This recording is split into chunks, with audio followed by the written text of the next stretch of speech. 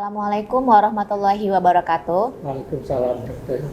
Hai awal brosis semuanya, perkenalkan saya Dr. Evi Trimartarita, spesialis paru IFUKA. Bersama saya saat ini ada Profesor Yunus, PhD, spesialis paru konsultan, guru besar pulmonologi dan kedokteran respirasi FKUI, Rumah Sakit Persahabatan, yang alhamdulillah pada hari ini berkenan hadir bersama kami di Rumah Sakit Awal Bros Group.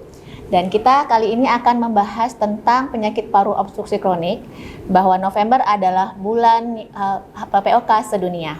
Baik Prof, mungkin boleh kita diskusi Prof ya untuk teman-teman awal brosis sekalian mengenai PPOK itu, apakah itu PPOK, kemudian apa yang menjadi faktor risiko seseorang bisa menjadi penyakit paru obstruksi kronik. Silakan Prof. Ya, PPOK adalah salah satu penyakit kronik saluran nafas yang ditandai dengan aliran udara respirasi yang melambat dan berlangsung secara progresif, disebabkan oleh pajanan zat, terutama asap rokok, kemudian polusi udara, juga polusi di tempat kerja, dengan gejala-gejala batuk kronik, berdahak kronik, sesak napas. Demikian. Ya. Baik Prof, jadi artinya saat kita berada di tempat yang mempunyai risiko pajanan lingkungan seperti itu atau kebiasaan merokok dan lainnya yang menjadi risiko PPOK, tentu kita perlu waspada dan aware. Nah, untuk melihat risiko lainnya, apakah kita perlu pemeriksaan lebih lanjutan Prof terhadap paru kita Prof? Nah, jadi pada orang-orang yang punya tadi gejala, saya ulang ya, batuk kronik, berdak kronik, dan sesak napas, kemudian ada faktor risiko seperti merokok, kemudian polusi udara, dan juga polusi tempat kerja, sebaiknya lakukan pemeriksaan spirometri. Pemeriksaan spirometri adalah pemeriksaan untuk melihat fungsi paru. Pada orang-orang PPOK ada kelainan pada spirometri disebut obstruksi. Walaupun diberikan obat pelega nafas, blonkulator, dia tetap ada obstruksi.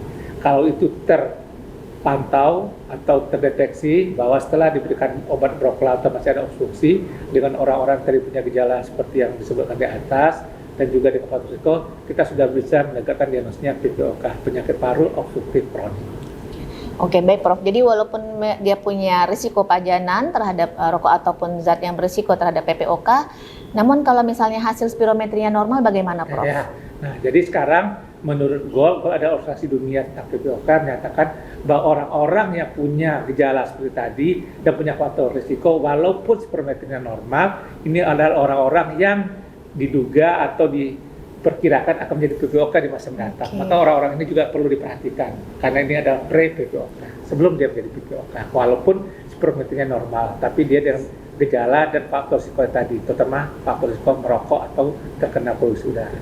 Oke Prof, artinya kita harus waspada, kemudian melakukan pemeriksaan berkala, apakah itu seperti MCU ya Prof, ya, walaupun kita dalam kondisi sehat, kemudian kita lakukan MCU, baik itu fungsi paru, terutama fungsi paru seperti spirometri rutin, dan apabila kita juga termasuk yang bagian kelompok yang perokok atau terpapar pajanan yang tadi seperti zat, asap, dan lingkungan yang kurang baik untuk saluran nafas kita yang bisa berisiko menjadi PPOK, adalah lakukan pemeriksaan fungsi paru secara berkala, begitu ya Prof? Ya, betul demikian. Nah, untuk tata laksana PPOK sendiri Prof, bagi mereka yang sudah terdiagnosis PPOK, mungkin apa yang bisa dilakukan? Jadi kalau sudah terdiagnosis PPOK ada dua hal. Pertama, obat-obatan atau farmakologis.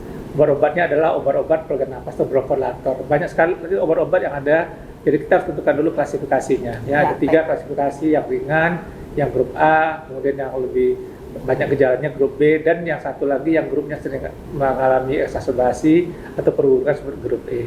Itu pengobatan akan berbeda. Setelah pengobatan, ya, dan alhamdulillah semua obat-obat yang untuk PPOK itu sudah ada di JKN atau ya. di Pornas. Kemudian selain itu ada non farmakologis. Yang pertama tentu saja menghindari pajanan selanjutnya, jadi menghindari polusi udara, menghindari asap rokok atau berhenti merokok kalau masih merokok. Kemudian yang kedua, melakukan aktivitas olahraga atau rehabilitasi medis, ya, cara bernafas, cara melakukan, kalau dia susah melakukan dahak, cara melakukan membuang dahak dengan efektif. Selain itu juga melakukan vaksinasi, terutama pada umur di atas 65 tahun, itu vaksinasi influenza dan vaksinasi untuk infeksi pneumonia, pneumokokus. Kemudian juga nutrisi yang bagus, nutrisi yang baiknya pada orang PPOK kita menganjurkan makanan yang porsinya sedikit tapi sering, yang mengandung tinggi protein. Selain itu juga ada hal yang lain yang harus dilakukan, melakukan pemeriksaan secara berkala ya, supaya melihat bagaimana perjalanan penyakit PPOK ini. Baik, jadi pentingnya kita melakukan deteksi awal, kemudian diagnosis dan tata laksana yang holistik dan komprehensif untuk pasien-pasien PPOK, dan evaluasi tentunya nanti untuk kualitas hidup yang baik ya Prof, untuk kita semuanya.